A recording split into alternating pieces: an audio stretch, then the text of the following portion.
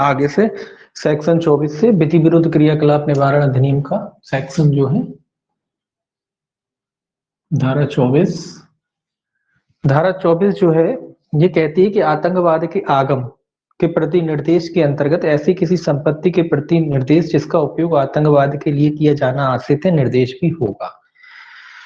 तो इसमें केवल आपको हेडिंग याद रखना है, इसका अर्थ ही केवल कि जो भी आगम आय वगैरह जो भी आतंकवादी कार्य से प्राप्त होती है उस आय को जो है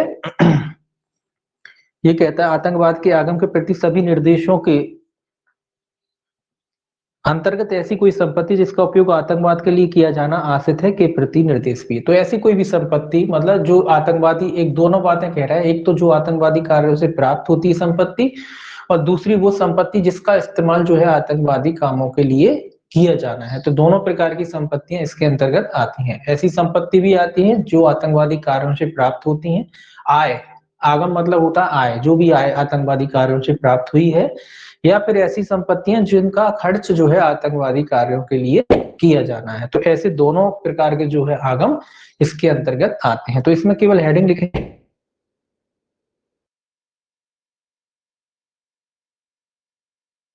उपयोग आतंकवाद ये किया जाना निर्देश भी, तो जिसका इस्तेमाल आतंकवादी काम के लिए किया जाना, जो आतंकवादी कार्यों से वो संपत्तियां भी इसमें आती हैं। वो आय, संपत्ति मतलब आय, वो आय इसमें, ठीक है। तो केवल हेडिंग से काम चलेगा, याद रखना है बस। इसके बाद 24A है। 24A जो कहता है वो कहता है आतंकवाद के आगमों का समापरण संपत्ति। तो जो भी आतंकवादी कार्य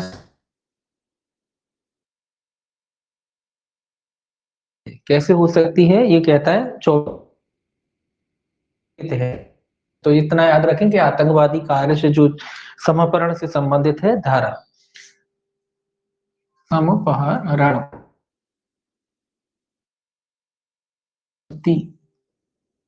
की जब्ती है जो आतंकवादी कार्य,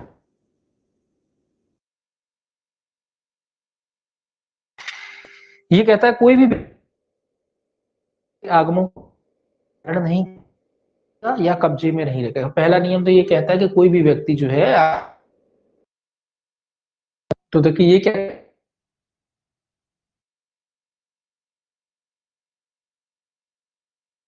आगम वगैरह प्राप्त हो हैं उनको ना तो धारण करेगा और ना कब्जे में रखेगा।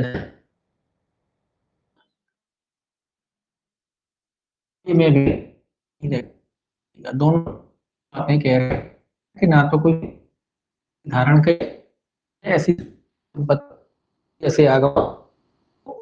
दूसरा कहता है कि अपराध की अभियोजन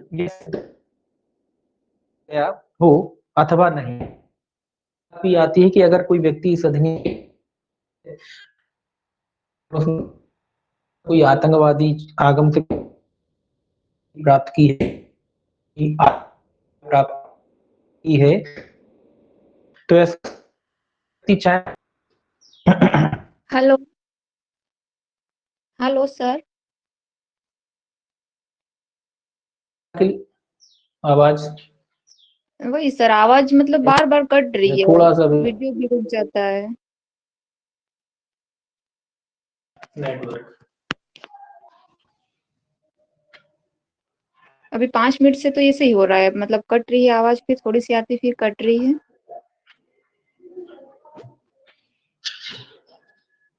ये सपना जी को सही सुनाई दे रही है क्या?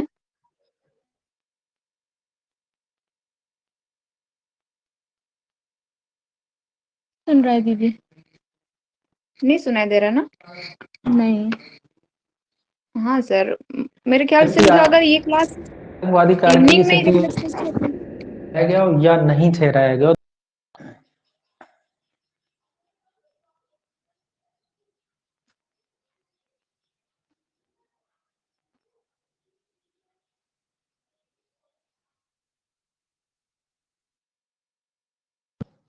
बड़ा दिक्कत।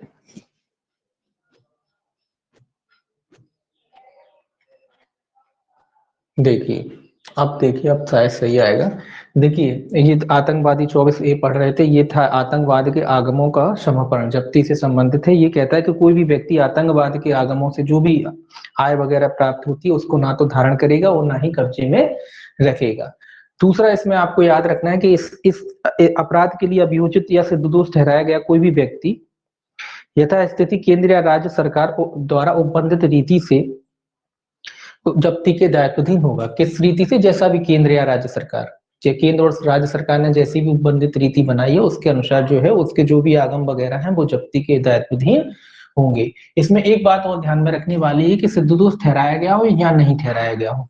ऐसा नहीं कि सिद्ध दोष ठहराया जाएगा तभी जो उसकी संपत्ति उसको जब्त किया जाएगा। सिद्ध दोष ठहराया गया तो जब्त होती ही होती है। अगर सिद्ध दोष नहीं भी ठहराया गया है और अगर ये पता पड़ता है कि ये जो आगम है, ये जो आय जिसने प्राप्त की है वो किसी आतंकवादी कार्य से या उससे प्राप्त की गई है, तो भी जो है उसकी संपत्ति को जब्त किया जा सकता है। ठीक है ना? तो चाहे वो सिद्ध दोष ठहराया गया हो या नहीं ठहराया गया, उससे कोई फर्क नहीं पड़ता। केवल संपत्ति जो आय जो प्राप्त है, अगर ये पता पड़ता है कि जो आतंकवादी कार्य से प्राप्त की गई आय है तो उसको जब्त किया जा सकता है। कैसे जब्त किया जा सकता है? केंद्र या राज्य सरकार के जो नियम बनाए गए हों उसके अनुसार उसे जब्त किया जा सकता है। तीसरा याद रखना है आपको इसकी कि न्यायालय आतंकवाद के मामले में आगमों के मूल्य के समतुल संपत्ति की यथास्थिति कुर्की का आदेश दे सकता है। कितनी संपत्ति की कुर्की का आदेश दे सकता है? न्यायालय कुर्की का आदेश दे सकता है। कुर्की का आदेश दे सकता है। कितनी कुर्की की जाएगी? जितने उसको लगता है कि जितनी जो संपत्ति है आतंकवादी आतंकवादी आगमों से प्राप्त की गई है उतनी संपत्ति का क्या कर सकता है? के मूल्य के बराबर, आगमों के मूल्य के बराबर। तो ये चीजें आपको याद रखना है कि आगमों के मूल्य के बराबर संपत्ति की कुर्की का आदेश न्यायालय के द्वारा भी दिया जा सकता है। अगर कोई व्यक्ति जो है इस अधिनियम के तहत दोषी पाया जाता है तो न्यायालय भी कुर्की का आदेश दे सकता है। कितनी संपत्ति कुर्की करेगा? जितना उसका मूल्य है उसके बराबर संपत्ति की कुर्की का आदेश दे सकता है। दूसरा ये याद रखना है कि सिद्ध दोष ठहराया गया हो या नहीं ठहराया गया उससे फर्क नहीं पड़ता। अब केवल आगम की बात हो रही है तो आगम जो देखे जाएंगे कि आतंकवादी आगमों से प्राप्त की गए हैं तो फिर उसको जो है जब्त कर लिया जाएगा। ठीक है। इसके बाद इसमें 24A के बाद जो है आपको देखना है 25 सेक्शन जो है 25 सेक्शन 25 कहता है अन्वेषण अधिकारी और अभिहित अधिकारी की शक्तियां और अभिहित अधिकारी के आदेश तो अपील। ये अन्वेषण अधिकारी वगैरह की शक्तियों के बारे में बताया गया है।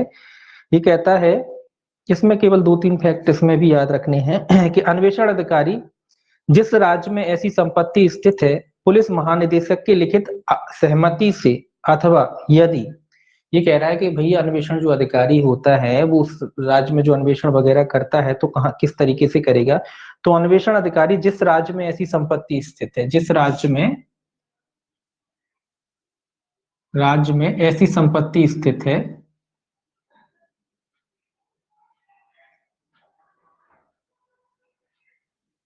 ये याद रखना है। जिस जिस राज्य में भी वो इन्वेस्टिगेशन कर रहा है उस राज्य में जो संपत्ति स्थित है पुलिस महानिदेशक की लिखित सहमति से, किसकी लिखित सहमति से? पुलिस महानिदेशक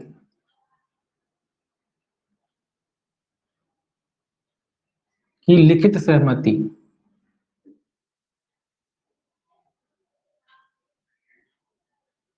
अथवा पुलिस महानिदेशक की लिखित सहमति से कुल मिला के वो क्या करेगा? इन्वेस्टिगेशन करेगा। ये पहली कंडीशन कहती है कि पुलिस महानिदेशक है उसकी लिखित सहमति से वो क्या करेगा? अन्वेषण कर सकता है। अथवा अन्वेषण राष्ट्रीय अन्वेषण अभिकरण के किसी अधिकारी द्वारा किया जा सकता है। अथवा किसके द्वारा किया जा सकता है अन्वेषण? राष्ट्रीय अन्वेषण अभिकरण के द्वारा, राष्ट्रीय अन्वेषण अभिकरण के द्वारा। ये दो बातें याद रखना है। राष्ट्रीय अन्वेषण अभिकरण के किसी अधिकारी द्वारा,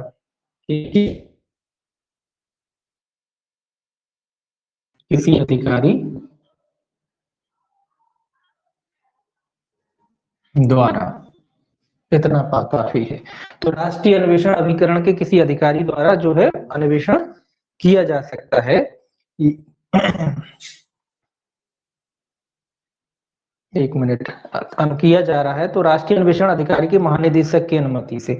अगर ये पहली शर्त ये कहता है कि अगर कोई अन्वेषण अधिकारी इन्वेस्टिगेशन करता है किसी राज्य में तो वहां का जो है पुलिस महानिदेशक की अनुमति से वो क्या करेगा, लिखित सहमति से क्या करेगा, अन्वेषण करेगा। और अगर राष्ट्रीय अन्वेषण अभिकरण के किसी अधिकारी द्वारा अन्वेषण किया जा रहा है, अन्वेषण किया जा रहा है,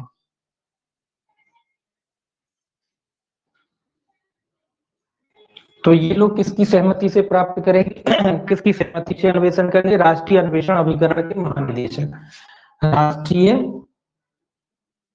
अन्वेषण अभिकरण के महानिदेशक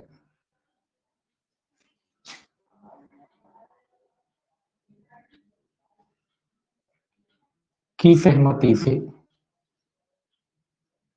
तो ये दो चीजें याद रखना है कि अन्वेषण अगर किसी अन्वेषण अधिकारी द्वारा किया जाता है तो वो पुलिस महानिदेशक की सहमति लेगा, और अगर अन्वेषण अभिकरण के किसी अधिकारी द्वारा किया जा रहा है तो राष्ट्रीय अन्वेषण अभिकरण का जो महानिदेशक होता है उसकी सहमति से करेगा, अन्वेषण करेगा। ये दो चीजें आपको याद रखना है। अभिकरण का आदेश दिया जा सकता है और जहां अन्वेषण अभिकरण करना आवश्यक ना हो कुर्की का आदेश भी दिया जा सकता है। तो ये याद रखेंगे कि जो निदेशक वगैरह है अगर उनको लगता है कि अन्वेषण का आदेश दिया जाना चाहिए तो अन्वेषण का आदेश भी दे सकते हैं, और अगर उनको लगता है कि अभिकरण करना मतलब जब्ती करना अगर आवश्यक है तो कुर्की का आदेश भी दे सकते हैं। अन्वेषण का आदेश भी दे सकते हैं और कुर्की का भी आदेश दे सकते हैं। अन्वेषण और कुर्की या जब्ती भी कहते हैं, कुर्की का आदेश भी दे सकते हैं।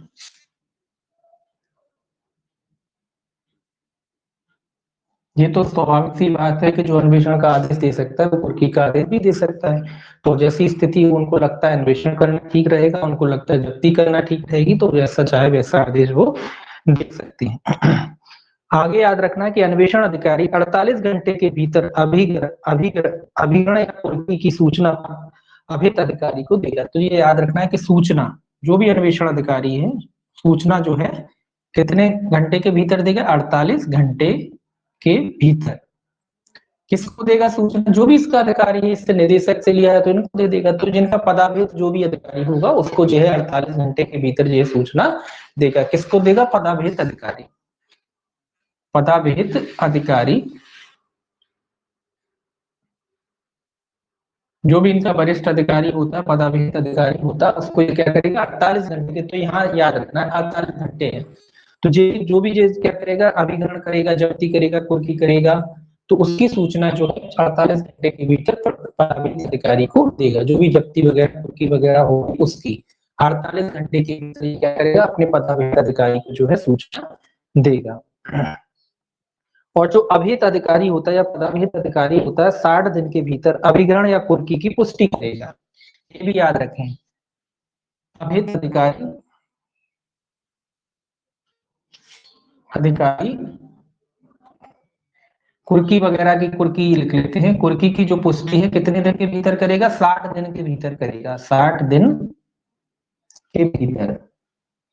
ये भी याद रखना है आपको कि पदाभिहित जो अधिकारी कह लीजिए या अभिहित अधिकारी कह लीजिए, रैंक नहीं खोली, केवल की है, जो भी अधिकारी उचित हो, जो भी इनका वरिष्ठ अधिकारी हो वो, तो वो पदाभिहित अधिकारी या अभिहित अधिकारी जो है वो 60 दिन के भीतर जो है कुर्की की क्या करेगा, पुष्टि करेगा, के भीतर पुष्टि करेगा। क्या पुष्टि करेगा, ये करेगा कि ठीक है कि गलत है ना, तो पुष्टि करेगा।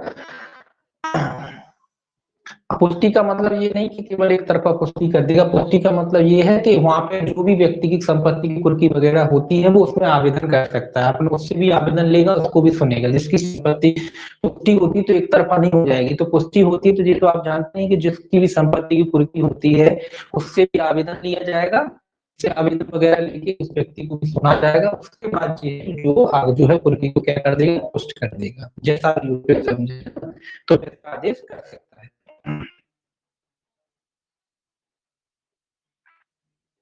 अब बात आती है जो इसमें दिन के भीतर जो व्यथित व्यक्ति है जो व्यतीत व्यक्ति है उसको वो अपील कर सकता है। व्यतीत व्यक्ति कर सकता है 30 दिन के भीतर न्यायालय में। कहाँ करेगा? अपील कर सकता है 30 दिनों के भीतर। कहाँ कर सकता है? न्यायालय में।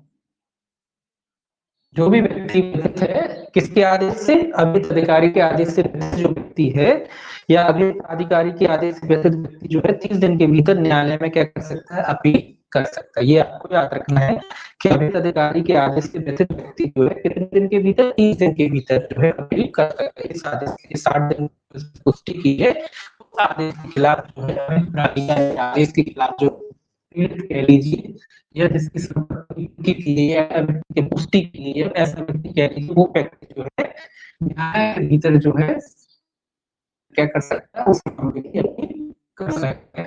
ठीक है, ये दो चीजें आपको इसमें आता है।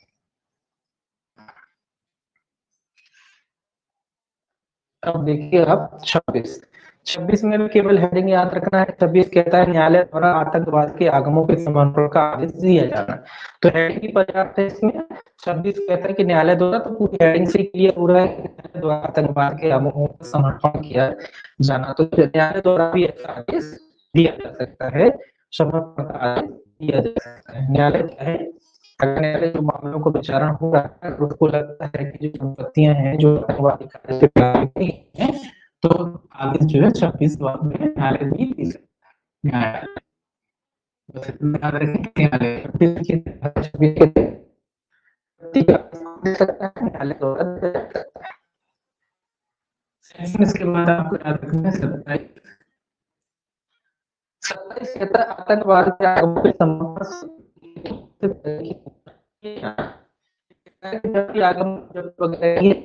तो उसे हेतु दर्शित करने का आप जानते हैं किसी की संपत्ति जब्त हुई उसको हेतु तो पूछे जाएंगे उससे ना, ऐसा तो एक तरफ का तो अपना पक्ष रख सकता है। तो इसीलिए कह रहा है कि जब तक समर्पण का आदेश नहीं दिया जाता, जब तक कि कारण दर्शित करने को उपयुक्त समय ना दिया जाए, तो उसमें कोई खास नहीं बात इतना लिखा है, उपयुक्त समय ना दिया जाए, उपयुक्त समय जब तक नहीं की जाएगी, जब तक सामने वाले व्यक्ति को कारण दर्शित करने के लिए जो है उपयुक्त समय दिया हो। तो बस इतना याद रखते हैं। इसमें लिख सकते हैं, एक लाइन लिखना हो कि जब तक कोई वगैरह नहीं की जाएगी जब तक कि उपयुक्त समय सामने वाले को ना दिया गया या कारण दर्शित करने के लिए उपयुक्त अवसर न दिया गया हो। 28 में है अपील है, सेक्शन भी याद रखना है आपको। अपील 28 में है अपील है। इसमें आपको लिखना है कि समर्पण के आदेश से व्यक्ति 1 माह के भीतर न्यायालय में ऐसे आदेश को अपील कर सकता है। समर्पण के आदेश के विरुद्ध आदेश के विरुद्ध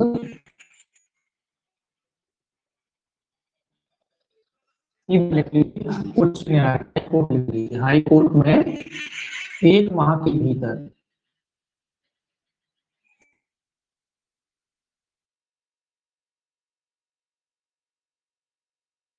में जो है 1 माह के भीतर कर सकता है, अपील कर सकता है। ये आपको याद रखना है। कहाँ कर सकता है? हाई कोर्ट में कर सकता है। समर्पण के आदेश से व्यथित व्यक्ति और स्वाभाविक सी बात है व्यथित व्यक्ति करता है, तो समर्पण के आदेश की हाई कोर्ट में 1 माह के भीतर अपील कर सकता है। इसके बाद जो है सेक्शन 29 याद रखना है। सेक्शन 29 कहता है समर्पण के आदेश का डालना, अन्य दंडों में बाधा न डालना। ये कह रहा है ये जो समर्पण का आदेश है, इसका मतलब ये नहीं हो जाता है कि अन्य दंडों में बाधा हो जाए, तो उससे कोई फर्क नहीं, वो अलग कार्रवाई चलेगी और जो दंड होते हैं वो अलग चलेंगे, दोनों अलग अलग देखा जाएगा, एक साथ उनको नहीं जोड़ा जाएगा। तो समर्पण अधिरोपित दंड को निवारित नहीं करेगा, ये याद रखना है। समर्पण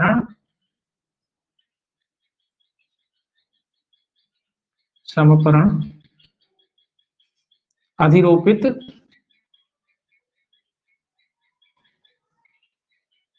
दंड को या दंड से निवारित नहीं करेगा, दंड से निवारित नहीं करेगा।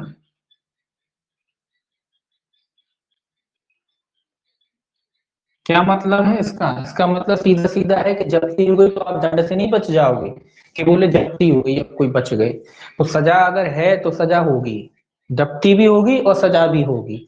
ये नहीं हो जाएगा कि भाई जब्ती हो गई तो बोले सजा से बच गए, अगर सजा का प्रोविजन है तो सजा भी होगी और जब्ती तो होगी ही होगी, है ना। तो वही कह रहा है कि समर्पण जो अधिरूपित करने से आप दंड से नहीं बच जाओगे।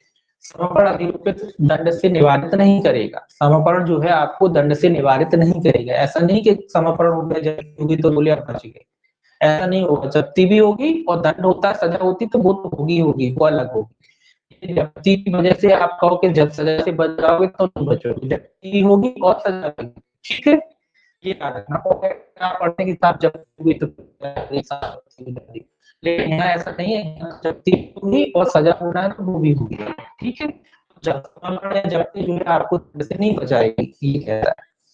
इतना में याद रखना है। सेक्शन की 30,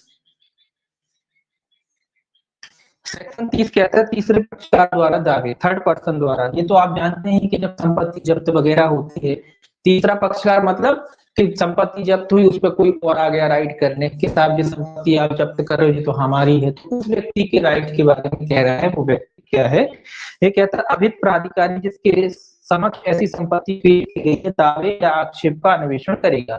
तो जो थर्ड पर्सन है, तीसरा पक्षकार, ये बात आती है कि तीसरा पक्षकार, मान लो किसी की संपत्ति जब्त हो रही थी आतंकवादी के रूप में, हम पहुंच गए वहां जाके कि भाई ये तो हमारी संपत्ति है, आप कैसे जब्त कर रहे हो। तो वो वाला व्यक्ति की बात कह रहा है कि अब जो दावा करने लगा उस संपत्ति पे जाके, तो ये कह रहा उसका निपटारा कौन करेगा। तो उसका निपटारा वही अधिकारी करेगा जो जब्ती उस समय कर रहा है, जब्ती की कार्रवाई वगैरह कर रहा होता है। तो अभित प्राधिकारी, अभित प्राधिकारी जिसके समक्ष ऐसी संपत्ति पेश की गई है, अभित प्राधिकारी। अभिहित प्राधिकारी जो है, अभिहित प्राधिकारी कौन, जो कुर्की की कार्रवाई है, जिसके समक्ष संपत्ति पेश की गई है, वो जिसके समक्ष संपत्ति पेश की गई है, जिसके समक्ष संपत्ति पेश की गई। तो अभिहित प्राधिकारी जिसके समक्ष संपत्ति पेश की गई है, वो क्या करेगा, इसका निपटारा करेगा, दावे या आक्षेप का निपटारा करेगा। जो भी दावा किया गया, दावा का निपटारा करेगा।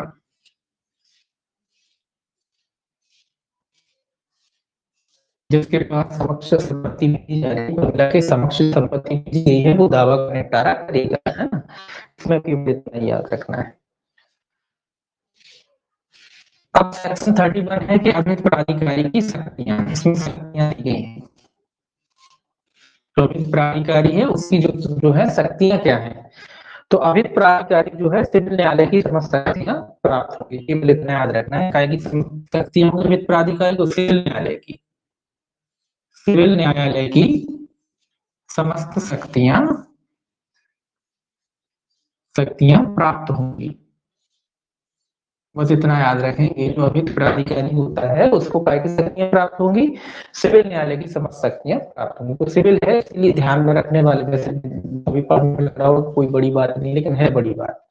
बड़ी बात इसलिए पूरी प्रोसीडिंग पूरी क्रिमिनल हार्ड केस की चल रही है और शक्तियां न्यायालय की यूज कर रहे हैं, मुझे नहीं है। इसलिए बड़ी बात है, परीक्षा कर सकते की जो समस्या है उसको सिविल न्यायालय की, इसलिए देखिए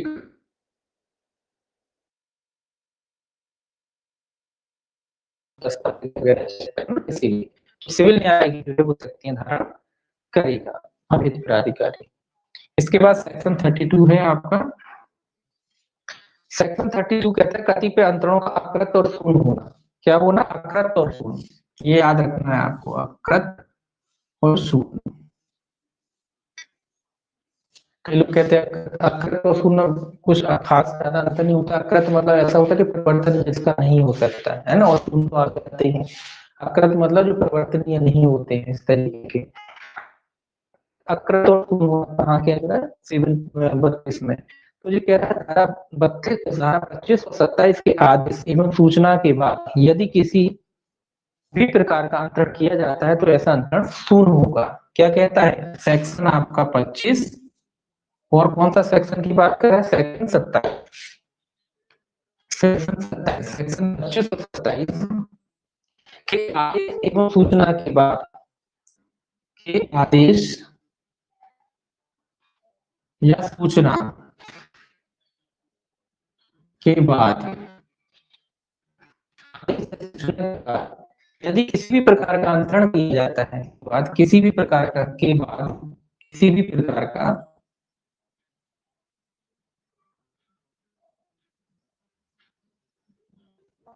अंतरण किया जाता है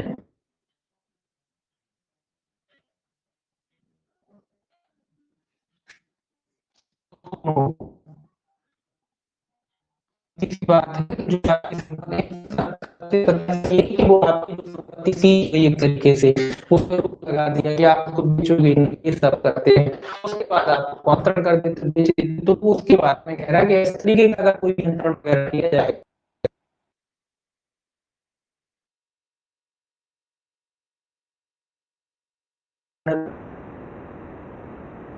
वो नहीं बेचोगे या सरकार आदेश के बिना उसका अंतरण नहीं करोगे फिर भी आप उसको कर देते जो अंतर होगा वो क्या होगा होगा याद रखना। फिर आता है देश इसके तहत संपत्ति का समापन करते हैं कुछ व्यक्तियों की पे तो पति व्यक्तियों की समर्पण करते हुए में दिए गए हैं। मुझे ऐसा अपराध अब तो के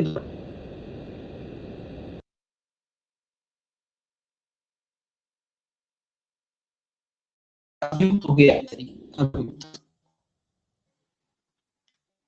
मतलब जो अभियुक्त नॉर्मली खरीदी संपत्ति जो आतंकवादी से प्राप्त हुई थी यहाँ अभियुक्त हो गया मतलब कुछ व्यक्ति मतलब हो गया अभियुक्त तो अभियुक्त मतलब जिसका विचारण चल रहा है जिसका ट्रायल चल रहा है आतंकवादी जो की संपत्ति है था उनको क्या किया जाएगा प्रूफ कर दिया जाएगा जंगल में ऐसा दोनों प्रकार की जो संपत्तियां हैं कि विचारण के द्वारा की जा सकता है उसका जज की जा सकती है विचारण के द्वारा है विचारण के दौरान जो है जो व्यक्ति है वो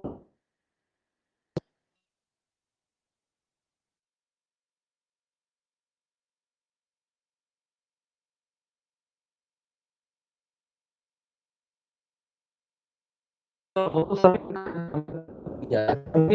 पहले तो बात नहीं हुआ है तो जितनी भी संपत्ति ऐसी है वो क्या किया जा सकता है सरकार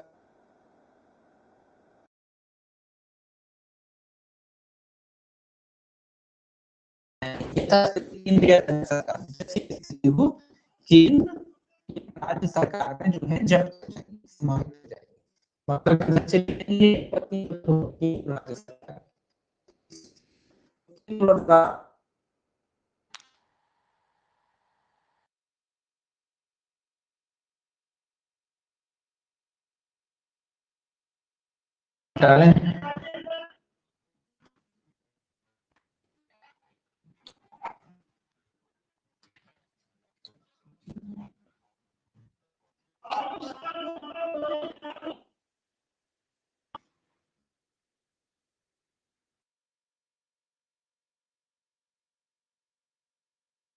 इस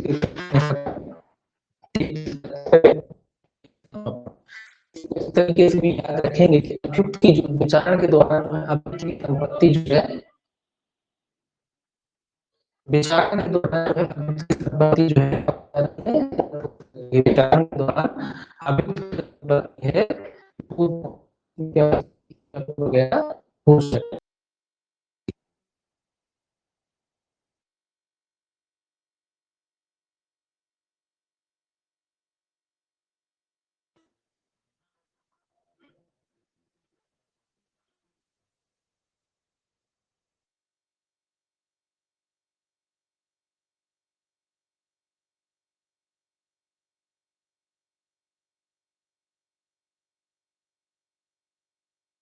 अच्छा ठीक है देखिए तो धारा 33 जो आपने पढ़ा उसको इस तरीके से भी याद रखें कि अभियुक्त विचारण के दौरान जो अभियुक्त की संपत्ति जो है कुर्क कहाँ की जा सकती धारा 33 में की जा सकती है इसको इस तरीके से भी जो है आप याद रखेंगे सेक्शन 34 से कंपनियों द्वारा सरकार को शेयरों का अंतरण कंपनी द्वारा शेयरों का अंतरण।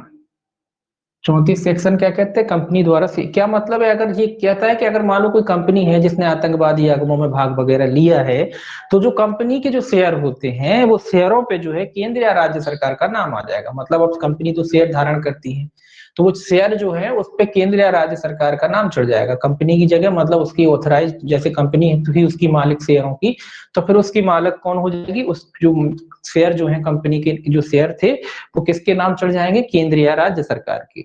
या कह लीजिए वो जो शेयर है वो जब्त हो जाएंगे, किसके जब्त हो जाएंगे, केंद्र या राज्य सरकार में जब्त हो जाएंगे।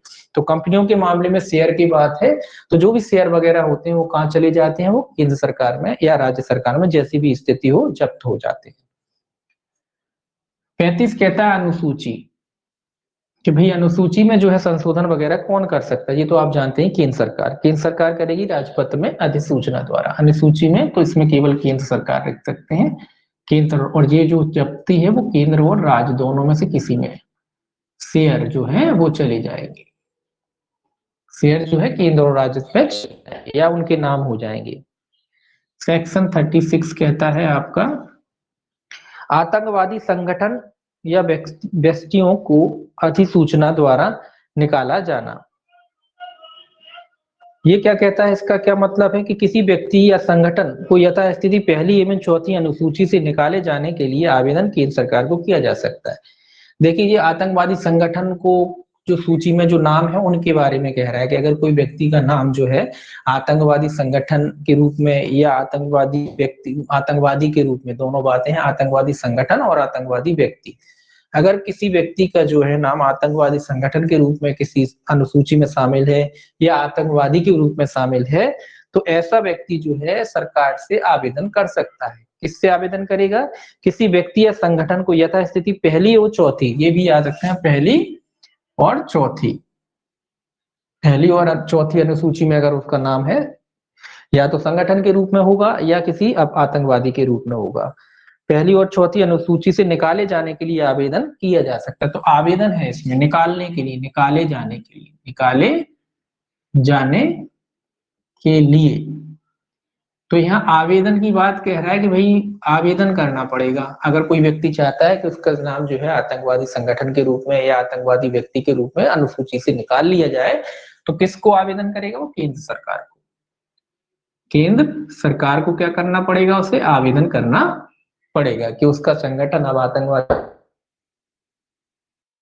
आतंकवादी नहीं रह गया है, उसका नाम जो है कि उस सूची से निकाल लिया जाए। तो वो किसको आवेदन कर सकता है, केंद्र सरकार को जो है आवेदन कर सकता है। दूसरा याद रखेंगे कि जहां ऐसा आवेदन नामंजूर कर दिया जाता है वहां 1 माह के भीतर पुनर्वलोकन समिति कर सकता है। अब ये कह रहा है कि अगर केंद्र सरकार ने उसका आवेदन जो नाम को निकालने के लिए, तो ऐसा व्यक्ति 1 माह के भीतर, 1 माह के भीतर पुनर्वलोकन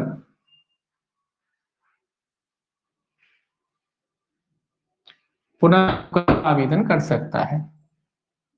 पुनर्विलोकन का आवेदन किसे करेगा, पुनर्विलोकन समिति होती है उसको करेगा। तो पुनर्विलोकन समिति को जो है एक आवेदन कर सकता है। पुनर्विलोकन समिति जो होती है वो, या कह लीजिए सीधा सीधा कह लीजिए पुनर्विलोकन समिति को आवेदन कर सकता है, या कह लीजिए कि पुनर्विलोकन का आवेदन 1 माह के भीतर पुनर्विलोकन समिति को कर सकता है। तो पुनर्विलोकन समिति को 1 माह के भीतर जो है, जो आवेदन सरकार ने निरस्त कर दिया है उसके लिए जो पुनर्विलोकन का आवेदन कर सकता है। 37 में जो है आपकी पुनर्विलोकन समिति है। 37 में क्या है, पुनर्विलोकन समिति।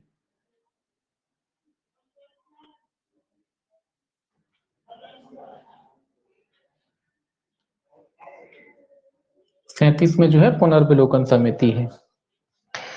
तो केंद्र सरकार एक या अधिक पुनर्विलोकन समितियां गठित कर सकती है। तो इसकी गठन कौन करता है, केंद्र सरकार करती है। कितनी हो सकती है, एक भी हो सकती है या अधिक भी हो सकती है।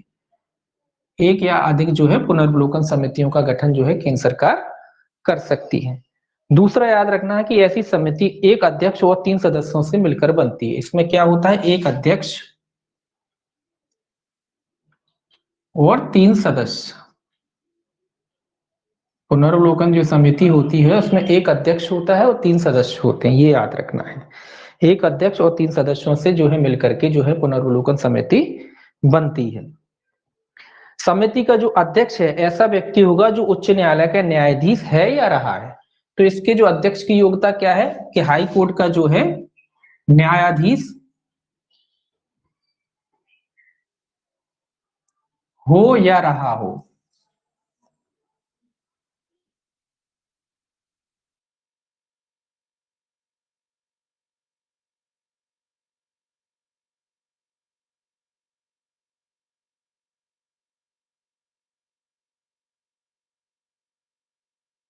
सकता है इसका बना। अब ये एक चीज और याद रख लेना इसमें छोटी सी, कि अगर देखिए इसमें जो लिखा है कि अध्यक्ष ऐसे व्यक्ति को बनाया जा सकता है जो हाई कोर्ट का जो न्यायाधीश हो या रहा हो, यानी कि वर्तमान भी हो सकता है या पहले कभी रहा हो वो भी हो सकता है। अगर मान लो वर्तमान न्यायाधीश की नियुक्ति की जाती जो अभी एट द टाइम जो है हाई कोर्ट में जज के रूप में नियुक्त है, ऐसे न्यायाधीश की अगर नियुक्ति अध्यक्ष के रूप में की जाती तो यहाँ एक शर्त लग जाती है कि ऐसे में जो है मुख्य न्यायमूर्ति, हाई कोर्ट का जो मुख्य न्यायमूर्ति होता है, मुख्य न्याय मूर्ति, तो जो सरकार जब उसकी नियुक्ति करेगी तो मुख्य न्यायमूर्ति की जो है सहमति से करेगी। कब? जब वर्तमान न्यायाधीश की नियुक्ति की जाती है। हाई कोर्ट का जो वर्तमान न्यायाधीश है उसकी नियुक्ति अगर अध्यक्ष के रूप में की जाती है तो केंद्र सरकार उच्च न्यायालय के मुख्य न्यायमूर्ति से क्या करेगी? परामर्श लेकर के उसकी नियुक्ति करेगी। तो परामर्श कौन लेगा? केंद्र सरकार। अगर वर्तमान न्यायाधीश की नियुक्ति की जा रही है तब, है ना, तब जो है केंद्र सरकार जो है हाईकोर्ट के मुख्य न्यायमूर्ति से क्या करेगी? परामर्श लेकर के कर सकती है। अब सेक्शन से है 38। 38 कहता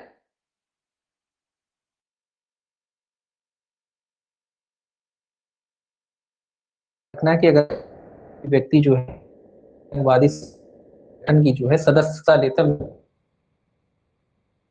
है तो ऐसे व्यक्ति को 10 तक या दोनों से दंडित किया है। 10 वर्ष का कारावास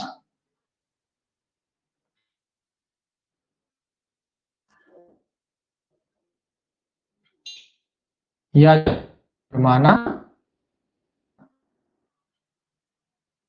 या दोनों।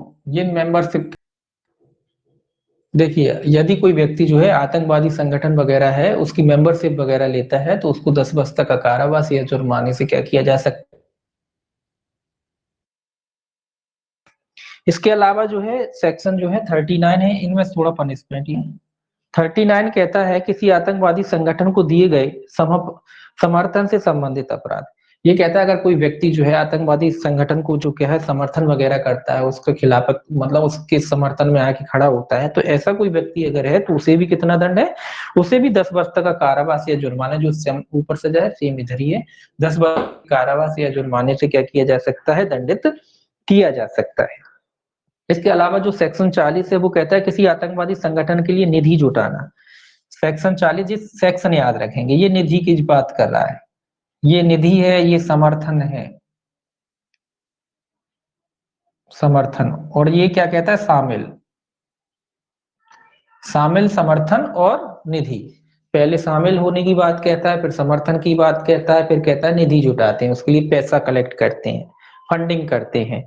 तो किसी आतंकवादी संगठन के लिए अगर कोई व्यक्ति निधि जुटाता है तो इसमें जो सजा है वो 14 वर्ष तक की है, 14 वर्ष तक का, 14 वर्ष तक का कारावास या जुर्माना या दोनों से दंडित किया जाए। 14 वर्ष तक का, वर्ष तक का कारावास या जुर्माना है, या जुर्माना या दोनों से क्या किया जा सकता है? उसे दंडित किया जा सकता है। तो 14 वर्ष तक का कारावास है या जुर्माना या दोनों से उसे दंडित किया जा सकता है। तो इसमें दंड थे। इसके बाद है सेक्शन 41। देखिए यही लिख लीजिए, सेक्शन जो है आपका 41। 41 जो है आपका कहता है संगम का बने रहना। ये क्या कहता है? संगम का बने रहना मतलब जो संगठन वगैरह था उसके बारे में कह रहा है कि केवल जाएगा कि वो विद्यमान नहीं रह गया। आतंकवादी संगठन वगैरह हैं, केवल उसके नाम परिवर्तन करने से या उसके विघटन, या आप उसका विघटन कर देते हैं संगठन, तो इसका मतलब ये नहीं समझा जाएगा कि नाम परिवर्तन करने से वो संगठन अब अस्तित्व में नहीं रह गया। मतलब आप बच नहीं सकते कि आप सोचो कि सरकार ने हमारे फलाने संगठन पर जो है रोक लगा दी, हमने उसका नाम बदल दिया, या हमने उसको विघटन कर लिया, उसकी विंग बना लिया, अलग अलग छोटे छोटे बना दिए या तोड़ दिया और हमने कहा कि खत्म हो गया। तो ये कहता है केवल उसके विघटन या नाम परिवर्तन से यह नहीं समझा जाएगा कि वह विद्यमान नहीं रहा है। मतलब इसका मतलब ये नहीं होगा कि वो संगठन जो है अब अस्तित्व में नहीं रह गया है। विद्यमान बना रहेगा जब तक कि उसके सदस्यों के बीच ऐसे संगम के प्रयोजनों के लिए वास्तविक मेल जोल बना रहता है। तो इंपॉर्टेंट यही है कि मेल बना रहता है, मेल जोल। ये कह रहा है कि जो संगठन है उसके सदस्यों में आपस में मेल जोल बना रहता है, मीटिंग करते हैं, दूसरे नाम से करते हैं, किसी अन्य चीजों के हिसाब से करते हैं, का अन्य आधार पर करते हैं, मतलब कि बहाना लेके वो करते वही उद्देश्य के लिए, तो भी माना जाएगा कि वो जो संगठन है वो अस्तित्व में है। आप जो है उस विघटन कर लो, लेकिन आपस में आपके कम्युनिकेशन जो होते थे जिन बातों के लिए वो आज भी होते रहते हैं, तो माना जाएगा कि जो संगठन है वो आपका संगठन जो है अस्तित्व में है। तो केवल इसमें इसमें कोई खास इंपॉर्टेंट नहीं है, ये सिंपल सा है। अब कहता है प्रत्यायोजन की शक्ति, सेक्शन जो 42 है वो कहता है प्रत्यायोजन की शक्ति। प्रत्यायोजन मतलब आप जानती हैं शक्ति वगैरह जो है, जो केंद्र सरकार जो है अपनी शक्ति जो है राज्य सरकार को जो है प्रत्यायोजित कर सकती, दे सकती है, और राज्य सरकार केंद्र सरकार की अनुमति से जो है अपने अधीनस्थ किसी अधिकारी को जो है अपनी शक्तियों का प्रत्यायोजन कर सकती है। तो केंद्र सरकार जो है अपनी शक्तियां किसको दे सकती है? राज्य सरकार को दे सकती है। और जो राज्य सरकार है वो केंद्र सरकार की अनुमति से, राज्य सरकार भी अपने प्राधिकारियों को शक्तियां दे सकती है जो उचित समझती है वो, कि जो शक्तियां उसको देना चाहिए अपने नीचे के अधिकारियों को, तो उनको भी वो दे सकती है, लेकिन उसके लिए केंद्र सरकार की अनुमति की आवश्यकता होगी। तो केंद्र सरकार की अनुमति से जो राज्य सरकार है अपनी शक्तियों को कहाँ दे सकती है? अपने अधीनस्थ जो प्राधिकारी है उनको डेलीगेट कर सकती है। जो शक्तियां केंद्र सरकार ने राज्य को दी है, राज्य अपने किसी अधिकारी को दे सकता है, लेकिन केंद्र सरकार की अनुमति से। तो 42 है प्रत्यायोजन से। उसके बाद 43 है अध्याय 4 और 6 के अधीन अन्वेषण करने के लिए सक्षम प्राधिकारी। तो इसको सिंपल सा देख लीजिए कि अन्वेषण करने के लिए जो अलग अलग क्षेत्र बनाए गए हैं उसमें ये कह रहा है कि अन्वेषण कौन कौन अधिकारी जो है कर सकता है। तो ये पहला कहता है कि दिल्ली विशेष पुलिस स्थापना की दशा में, दिल्ली विशेष पुलिस स्थापना की दशा में कौन करता है अन्वेषण? पुलिस उपायुक्त की पंक्ति से नीचे या समतुल पंक्ति का पुलिस अधिकारी। अगर दिल्ली विशेष पुलिस स्थापना के तहत कोई पुलिस की स्थापना की जाती है तो उसमें पुलिस उपायुक्त जो की पंक्ति का जो पुलिस अधिकारी है या से नीचे का या समतुल्य पंक्ति का, उससे नीचे का या समतुल्य पंक्ति का जो पुलिस अधिकारी है वो क्या कर सकता है? अन्वेषण कर सकता है। इसके अलावा दूसरा कहता है कि जो ये तो आपकी लिस्ट बनी है आपके बैरक में, मुंबई, कोलकाता, चेन्नई, अहमदाबाद या कह लीजिए सीधा सीधा महानगर क्षेत्र। तो जो महानगर क्षेत्र है उनमें जो है सहायक पुलिस आयुक्त की पंक्ति का नीचे का जो अधिकारी है वो क्या कर सकता है? अन्वेषण कर सकता है। नीचे का अधिकारी बोल रहे हैं, उससे ऊपर का नहीं, नीचे का, ठीक है ना। तो सहायक पुलिस आयुक्त की पंक्ति से नीचे का जो अधिकारी है वो क्या कर सकता है? इन्वेस्टिगेशन कर सकता है।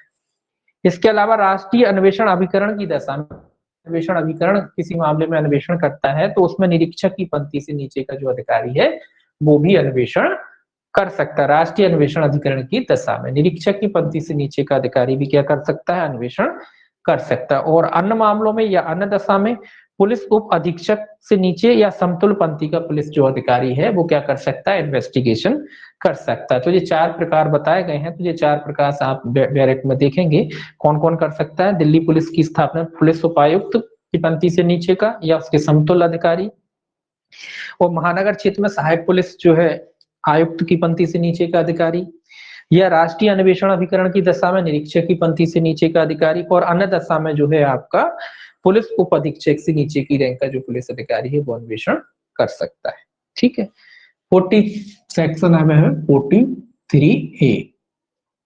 43A जो कहता है गिरफ्तारी करने, तलाशी लेने आदि की शक्ति कौन कौन कर सकता है?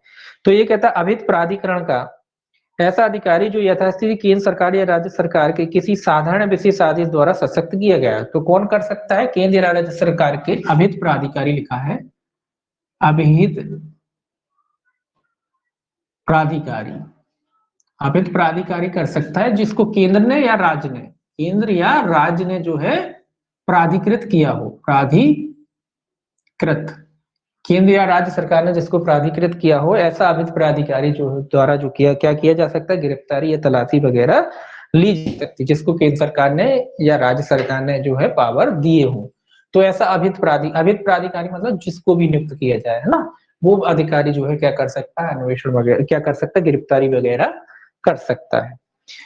इसमें फिर 43 बी है गिरफ्तारी और अभिकरण आदि की प्रक्रिया। तो इसमें कुछ याद नहीं रखना, गिरफ्तारी अभिकरण की प्रक्रिया जो सीआरपीसी में होती है वो यहाँ होती है, कोई अलग से नहीं है। तो 43 बी में बस इतना याद रखेंगे, गिरफ्तारी की जो है आपकी प्रक्रिया दी गई है। ठीक है, तो गिरफ्तारी की कोई खास प्रक्रिया, कोई स्पेशल प्रक्रिया नहीं होती, एक ही प्रक्रिया होती है जो सीआरपीसी में फॉलो की जाती है, वो यहाँ हर एक्ट में वही फॉलो की जाती है।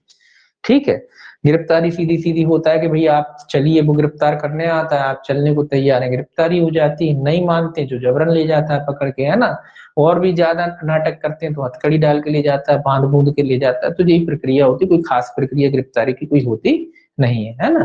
तो कोई गिरफ्तारी की बेसिकली कोई प्रक्रिया होती नहीं है। सेक्शन सी 43 का सी जो है आप क्या कहता है, संहिता के उपबंधों का लागू होना है। गिरफ्तारी, तलाशी और अभिकरण में जो मैंने उसमें कहा ना, वो ये कह रहा है कि गिरफ्तारी, तलाशी, अभिकरण में जो है संहिता यानी सीआरपीसी के जो प्रोविजन है लागू होंगे। तो गिरफ्तारी, अभिकरण वगैरह करना है तो वहां सीआरपीसी के जो प्रोविजन, सीआरपीसी के जो है प्रोविजन लागू होंगे।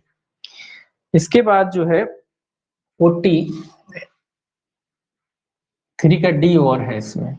43 डी का डी क्या कहता है, डी कहता है संहिता के कतिपय उपबंधों को उपांतरित रूप से लागू होना।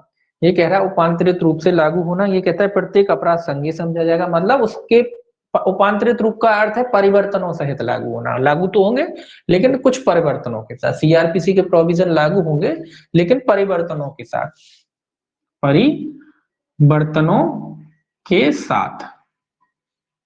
क्या परिवर्तनों के साथ लागू होंगे, तो ये कह रहा है प्रत्येक अपराध संज्ञेय समझा जाएगा, मतलब इस संहिता के अधीन प्रत्येक अपराध क्या समझा जाएगा, संज्ञेय होगा।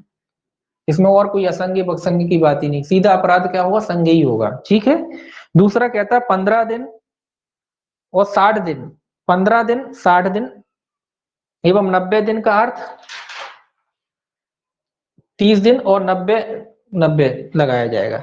ये देखिए, आप देखते हैं ना 15 दिन आता है कहीं पे, तो ये कह रहा है 15 दिन का जो है अर्थ यहाँ 15 दिन, 60 दिन एवं 90 दिन का अर्थ 15, 60 और 90, जो आप सीआरपीसी में पढ़ते हैं, सीआरपीसी में 15, 60 और 90 पढ़ते हैं ना, आप पुलिस रिमांड वगैरह में जाते हैं तो 15 दिन, 60 दिन वगैरह है। तो वहां जब 15 दिन आया, अगर जहां सीआरपीसी में जो 15 दिन आया है उसका अर्थ लगा लेंगे 30 दिन, और 60 दिन और 90 दिन जो अर्थ आया वहां 90 90 अर्थ लगाया जाएगा, 90 90। तो ये इसका अर्थ लगाया जाएगा, मतलब इस तरीके से जो है यहाँ लागू होंगे, लगाया जाएगा।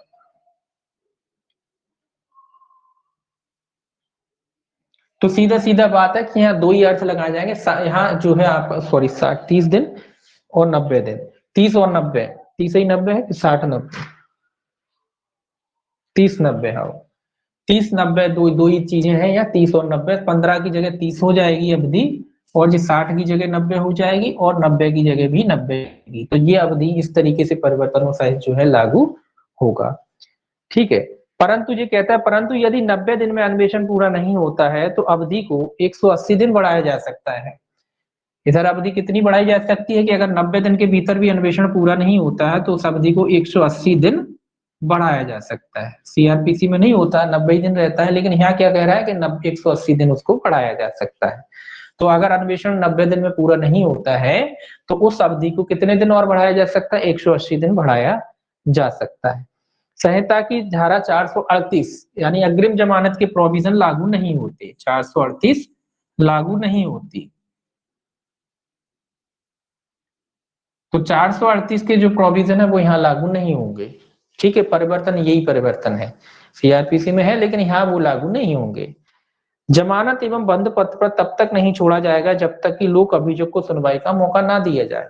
एक शर्त ये भी लगी है कि जमानत पर आपको तब तक नहीं छोड़ा जाएगा जब तक लोक अभियोजक को जो है सुनवाई का मौका नहीं दे दिया जाता, या कह लीजिए लोक अभियोजक को जो है विरोध का मौका नहीं दे दिया जाता है, तब तक आपको नहीं छोड़ा जाएगा।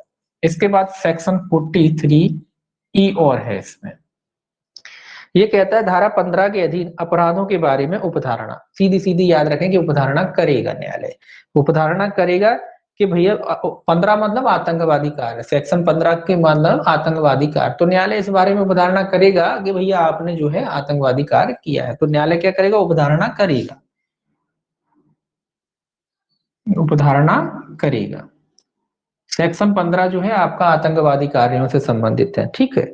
इसके बाद 43F और इसमें सेक्शन 43F। 43F कहता है सूचना देने की बाध्यता, सूचना देने की बाध्यता से संबंधित है।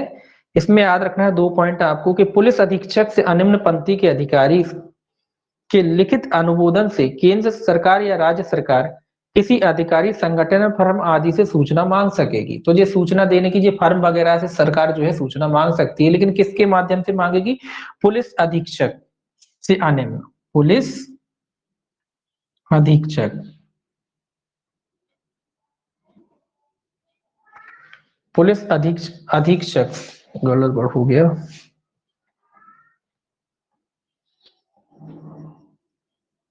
पुलिस अधीक्षक से अनिम्न, पुलिस अधीक्षक से अनिम्न पंक्ति का कोई भी पुलिस अधिकारी हो सकता है। अनुमोदन से पुलिस अधिकारी, पुलिस अधीक्षक से अनिम्न पंक्ति के अधिकारी के लिखित अनुमोदन से, लिखित अनुमोदन से मतलब जब ये अनुमोदन करता है, लिखित अनुमोदन वगैरह करता है कि भाई वो फलाना अधिकारी है, तो अनुमोदन ये करेगा किससे? केंद्र सरकार से। लिखित अनुमोदन जब करता है पुलिस अधीक्षक से निम्न पंक्ति का कोई पुलिस अधिकारी, तो राज्य और जो है केंद्र सरकार, जो दोनों स्थिति दोनों ही सरकारें हैं, तो राज्य अनुमोदन से केंद्र या राज्य सरकार किसी अधिकारी संगठन या फर्म, राज्य या केंद्र सरकार या केंद्र या राज्य कर दीजिए, केंद्र या राज्य सरकार किसी भी अधिकारी, किसी भी अधिकारी, किसी भी अधिकारी संगठन, कोई भी कह लीजिए, कुल मिला के जिससे भी आवश्यकता हो, या फर्म, फर्म भी हो सकती है, से सूचना मांग सकती है, सूचना मांग सकती है। जो भी उपयुक्त सूचना लगता है, तो कोई भी केंद्र सरकार हो या राज्य सरकार हो, जैसी भी स्थिति हो, किसी भी अधिकारी हो, चाहे वो कोई संगठन हो, चाहे वो कोई फर्म हो, उससे जो है केंद्र और राज्य सरकार जो है क्या मांग सकती है? सूचना मांग सकती है। किसकी लिखित सहमति से?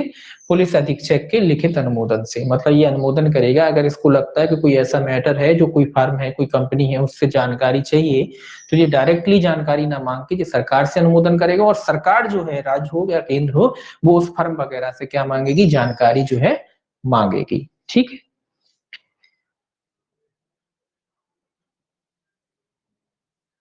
कौन सा पढ़ रहे थे? 43F। असमर्थता की दशा में 3 वर्ष तक का कारावास या जुर्माना। अब ये क्या कह रहा है? अगर कोई व्यक्ति जो है इस तरीके की सूचना जो सरकार ने वगैरह ने मांगी है, अगर वो नहीं दे पाता है या नहीं देता है, असमर्थ रहता है ऐसी सूचना देने में, तो उसे 3 वर्ष तक का कारावास या जुर्माने से दंडित किया जाएगा। 3 वर्ष तक, 3 वर्ष तक का कारावास या जुर्माना। मतलब असमर्थता की दशा में, सीधा लिख लीजिए असमर्थता। असमर्थता किस बात की? जो सूचना मांगी थी नहीं देता है, तो फिर 3 वर्ष तक का कारावास या जुर्माने से क्या किया जा सकता है? ऐसे व्यक्ति को दंडित किया जा सकता है। अगर सरकार ने जो सूचना वगैरह उससे मांगी है और वो सूचना वगैरह अगर वो नहीं देता है, तो ऐसे जो व्यक्ति को जो है 3 वर्ष तक का कारावास या जुर्माने से क्या किया जा सकता है? दंडित किया जा सकता है, ठीक। अब देखिए, अब 44 है साक्ष्यों को संरक्षण। देखिए ये विटनेस है, इस अधिनियम के तहत जो भी व्यक्ति साक्ष्य देता है, गवाही देता है, तो उसको संरक्षण के बारे में कहता है। सेक्शन याद रखेंगे इसमें, साक्ष्यों को संरक्षण। तो संरक्षण क्या होता है? साक्ष्यों को आप जानते हैं कि कार्रवाइयों को बंद कमरे में किया जाना। संरक्षण के लिए क्या उपाय किए जाते हैं? सीधी सी बात है कि कार्रवाई जो है कैमरा ट्रायल होगी, मतलब बंद कमरे में कार्रवाई होगी। और साक्ष्यों के नाम पते वगैरह जो है उसका प्रकार उनको प्रकट नहीं किया जाएगा, और ना ही उनका प्रकाशन किया जाएगा। प्रकाशन पर पूर्ण रूप से रोक रहेगी। तो साक्ष्यों की ऐसे ही हो सकती है ना कि कौन गवाही देने आया, कौन आ रहा है, तो पूरे बंद कमरे में कैमरा ट्रायल चलेगा। साक्ष्यों के नाम पते जो है उजागर नहीं किए जाएंगे, ना ही उनका प्रकाशन वगैरह किया जाएगा, ताकि ये ना पता पड़े कि भाई कौन जो है साक्षी या गवाही के रूप में गवाही देने आया है। तो इस तरीके की कार्रवाई अपनाई जाएंगी। और अगर कोई व्यक्ति इस तरीके का उल्लंघन करता है, मतलब जो साक्षी की कैमरा ट्रायल वगैरह चल रही है उसका नाम प्रकाशित कर देता है कोई न्यूज़पेपर वाला या कोई व्यक्ति कर देता है और नाम उजागर वगैरह कर देता है, तो ऐसा जो व्यक्ति है वो कितने दंड से दंडित किया जाएगा? 3 वर्ष तक के कारावास से या जुर्माने से जो है दंडित किया जाएगा। तो ऐसा व्यक्ति 3 वर्ष तक के कारावास या जुर्माने से जो है दंडित किया जाएगा। थोड़ा सा और बचा है, थोड़ा और देख लीजिए। 45 कहता है अपराधों का संज्ञान। सेक्शन 45 क्या कहता है? अपराधों का संज्ञान। अध्याय 3 देखिए संज्ञान है 43 में, 45 में। अध्याय 3 जो है केंद्र सरकार द्वारा प्राधिकृत किसी अधिकारी की पूर्व मंजूरी के बिना नहीं किया जाएगा। ये याद रखें कि चैप्टर 3 वाले जो अपराध हैं, सीधा लिख लीजिए अध्याय 3। अध्याय जो 3 है, अध्याय 3 से संबंधित जो अपराध हैं वो केंद्र सरकार द्वारा प्राधिकृत अधिकारी की लिखित पूर्व मंजूरी के बिना, तो केंद्र सरकार द्वारा प्राधिकृत कोई भी अधिकारी हो सकता है, उसकी लिखित पूर्व मंजूरी के बिना नहीं किए जाएंगे। याद रखें, केंद्र सरकार द्वारा प्राधिकृत अधिकारी की लिखित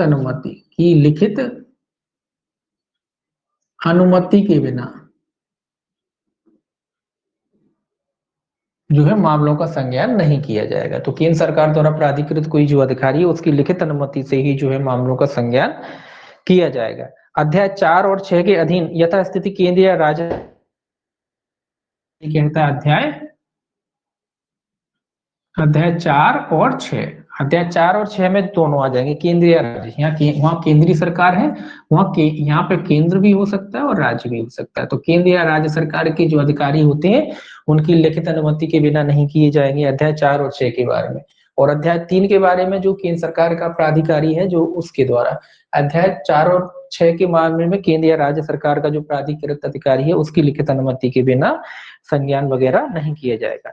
और विदेशी सरकार के विरुद्ध संज्ञान केंद्र सरकार की अनुमति के बिना नहीं किया जाएगा। अगर मान लो कोई विदेशी सरकार की, तो आप जानते हैं कि जब इंटरनेशनल मामला आ जाएगा तो राज्य की स्थिति नहीं होती, केंद्र ही करता है। तो केंद्र सरकार का जो है अनुमति के बगैर नहीं किया जाएगा। अगर विदेशी राज्य का कोई मैटर है तो ऐसे मैटर में केंद्र सरकार की अनुमति के बिना नहीं किया जाएगा। यहाँ केंद्र सरकार सीधा सीधा कहेगी, यहाँ अधिकारी नहीं है, केंद्र सरकार। यहाँ अधिकारी जो है, यहाँ अधिकारी चल जाएंगे, लेकिन यहाँ जो है विदेशी मैटर है तो यहाँ केंद्र सरकार की अनुमति से किया जाएगा। यहाँ केंद्र सरकार द्वारा प्राधिकृत कोई अधिकारी हो सकता है, यहाँ केंद्र या राज्य सरकार द्वारा प्राधिकृत कोई अधिकारी हो सकता है, उसकी जो है अनुमति से जो है संज्ञान लिया जाएगा। सेक्शन 46 कहता है संसूचनाओं के अंतर शोधन के माध्यम से संग्रहित साक्ष्य की ग्राह्यता। ये कहता है सूचनाओं के माध्यम से जो भी जानकारी वगैरह मिलती है उसके द्वारा। तो ये कहता है तार, इलेक्ट्रॉनिक या मौखिक संसूचना के अंतर शोधन के विरुद्ध साक्ष्य में ग्रहण किया जा सकता है। तो चाहे इलेक्ट्रॉनिक माध्यम से कोई प्राप्त सूचना हो या संसूचना हो, तो ये जो सारे साक्ष्य किसी भी किए जाते हैं तो इन साक्ष्यों का इस्तेमाल है अभियुक्त के विरुद्ध किया जा सकता है, इलेक्ट्रॉनिक माध्यम से हो या मौखिक रूप से अभियुक्त के विरुद्ध किया जा सकता है। अंतर शोधन साक्ष्य का इस्तेमाल तब नहीं किया जाएगा जब तक कि अभियुक्त को सक्षम प्राधिकारी के आदेश की प्रति न दे दी गई। तो ये कह रहा है कि भैया अंतर शोधन साक्ष्य का इस्तेमाल करने से पहले जो अभियुक्त है उसको प्रति देना पड़ेगी, प्रति 10 दिन पूर्व, 10 दिन पूर्व जो सक्षम प्राधिकारी है उसने जो साक्ष्य था उसकी प्रति ना दे दी गई। मतलब जो भी आप मान लीजिए कोई एविडेंस इस्तेमाल करना चाहते हैं, लिखित एविडेंस है या इलेक्ट्रॉनिक कोई एविडेंस है, आप उसका इस्तेमाल करना चाहते हैं उस अभियुक्त के विरुद्ध, तो 10 दिन पूर्व जो है उसकी प्रति उसको देनी पड़ेगी। क्यों? इसीलिए देनी पड़ेगी कि वो बचाव करेगा ना, उसके बारे में अपने जवाब देगा, तैयार करेगा, तो उसको भी तो टाइम चाहिए। जो आप पेश कर रहे हो साक्ष्य, उसका सामने वाला भी तो जवाब तैयार कर ले। जो आप बातों जो उस पर एलिगेशन लगा रहे हो, जो आपने दस्तावेज पेश किए हैं या इलेक्ट्रॉनिक हो चाहे किसी भी माध्यम से जो आपने पेश किए, तो सामने वाले को भी तो मौका देंगे। तो ये कह रहा है वो साक्ष्य का इस्तेमाल आप तब करोगे जब 10 दिन पूर्व उसको सूचना दे दी जाएगी, उसकी प्रतिलिपि दे दी जाएगी, ताकि वो जो है अपना जवाब तैयार करे। तो सक्षम प्राधिकारी के आदेश की प्रति ना दे दी गई हो, तो 10 दिन पूर्व सक्षम प्राधिकारी के आदेश की उसे प्रति ना दे दी गई हो। 10 दिन की सूचना दिया जाना आवश्यक नहीं है यदि आदेश अभियुक्त को दिया जाना संभव नहीं था या इसमें अभियुक्त पर प्रतिकूल प्रभाव नहीं पड़ता। तो ये तो आप जानते हैं कि 10 दिन की सूचना दिया जाना आवश्यक नहीं होगा अगर उनको लगता है कि इससे कोई प्रतिकूल प्रभाव नहीं पड़ता, या तुरंत 10 दिन आवश्यक नहीं यदि ऐसा आदेश अभियुक्त को दिया जाना संभव नहीं था। अगर उनको लगता है ऐसा आदेश जो है अभियुक्त को दिया जाना संभव नहीं है, या तो संभव नहीं है या उनको लगता है प्रतिकूल कोई प्रभाव नहीं पड़ता, प्रतिकूल कोई उस पर प्रभाव नहीं पड़ने वाला, तो ऐसे में 10 दिन की सूचना देना आवश्यक नहीं है।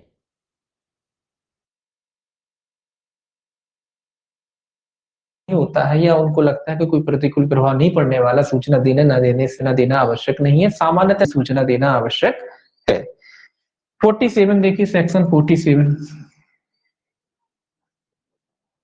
सेक्शन 47 कहता है अधिकारता का वर्णन। किसी भी सिविल न्यायालय में प्रसिद्ध, मतलब इस अधिनियम के तहत सिविल न्यायालय को कोई अधिकारता नहीं है। सिविल न्यायालय, बस इतना याद रखते हैं, किसकी अधिकारता को वर्जित किया गया है, या सिविल न्यायालय की अधिकारता को वर्जित किया गया है कि आपने कोई मैटर यहाँ हुआ, आप चले गए सिविल न्यायालय में, इस अधिनियम के तहत कोई कार्रवाई की आपके खिलाफ, तो आप सिविल न्यायालय नहीं जा सकते। यहाँ इस अधिनियम से संबंधित कोई भी कार्रवाइयों को सिविल न्यायालय ग्रहण नहीं करेगा। तो किसकी अधिकारता का वर्जन किया गया है? सिविल न्यायालय की अधिकारता का वर्जन किया गया है। सेक्शन 48 में भी जो है आपको केवल हेडिंग याद रखना है कि अन्य अधिनियमों से असंगत अधिनियमों और नियमों आदि का प्रभाव। तो असंगत बात के होते हुए भी इस अधिनियम के जो है प्रोविजन लागू होंगे। अगर कोई अधिनियम जो है और इस अधिनियम में उससे असंगत कोई बात है, तो असंगत बात के होते हुए भी जो है इस अधिनियम के प्रोविजन लागू होंगे। मतलब मेल नहीं खाते, असंगत होते हुए भी लागू होंगे, होते हुए भी लागू होंगे। अब इसका मतलब सीधा है कि दो अधिनियम है, ये अधिनियम है, कोई और अधिनियम है, उन दोनों की बीतों में बातों में जो है कोई तर्क संगतता नहीं है, इसके जो प्रोविजन है उस अधिनियम से असंगत है, मेल नहीं खाते। तो कह रहा मेल खाएं या ना खाएं, फिर भी इस अधिनियम के जो प्रोविजन है वो लागू होंगे। ठीक है। 49 जो है आपका सद्भावना पूर्वक है, इसमें भी कुछ याद नहीं करना आपको, ये तो आप जानते ही सद्भावना में क्या है, सद्भाव। तो सद्भाव कर लीजिए या सद्भावना कर लीजिए, एक ही बात है। तो सद्भावना पूर्वक है 49 में। 50 में व्यावृत्ति है, सेक्शन 50 व्यावृत्ति। व्यावृत्ति का अर्थ होता है सेविंग। इसको एक ही शब्द याद रखिए, हमेशा हर एक्ट में आती है ये शब्द। तो व्यावृत्ति का अर्थ होता है सेविंग। सेविंग का मतलब होता है एक छतरी, आप कहते हैं ना कि बचाने का काम करना है, इसको एक आवरण का काम करना। मतलब ये जो एक्ट व्यावृत्ति में डाल दी जाती है, सेविंग में जो डाल दी जाती है, उन एक्टों को जो है प्रभावित नहीं करती जी लॉ। कोई भी लॉ है अगर उसको सेविंग क्लॉज में डाल,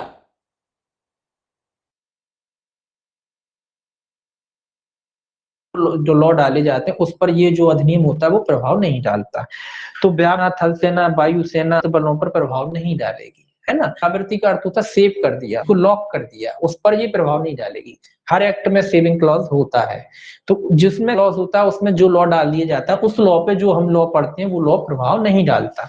तो ये कहता है व्यावृत्ति 50 है, थल सेना हो गया, वायु सेना हो गया, अन्य सशस्त्र बल जो होते हैं उन पर ये जो लॉ है प्रभाव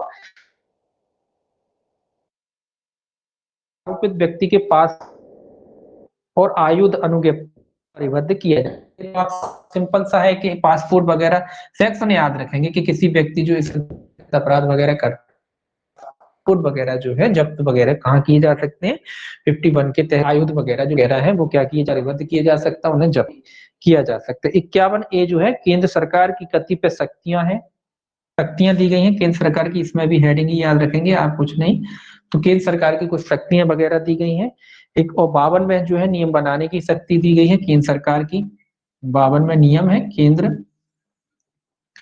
तो 52 में नियम बनाने की शक्ति जो है केंद्र सरकार की दी गई है। और 53 में आदेशों और नियमों को संसद के समक्ष रखा जाना। ये तो आप जानते हैं कि जब भी सरकार जो है नियम बनाएगी तो उसे कहाँ रखेगी, संसद के समक्ष रखेगी, संसद। तो केंद्र सरकार जो है नियम बनाने के बाद उसे कहाँ रखती है, संसद के बाद, संसद के समक्ष रखती है। इसके बाद इसमें जो है 4 अनुसूचियां, ये भी याद रखना है, पहली, दूसरी, तीसरी और चौथी, 4 अनुसूचियां। तो इसमें कुल मिला के जो है 4 अनुसूचियां हैं। पहली अनुसूची को आप खासकर पहली और चौथी अनुसूची आपको जहां तक ध्यान रखना है। पहली जो अनुसूची है वो आतंकवादी संगठन, आतंकवादी संगठन,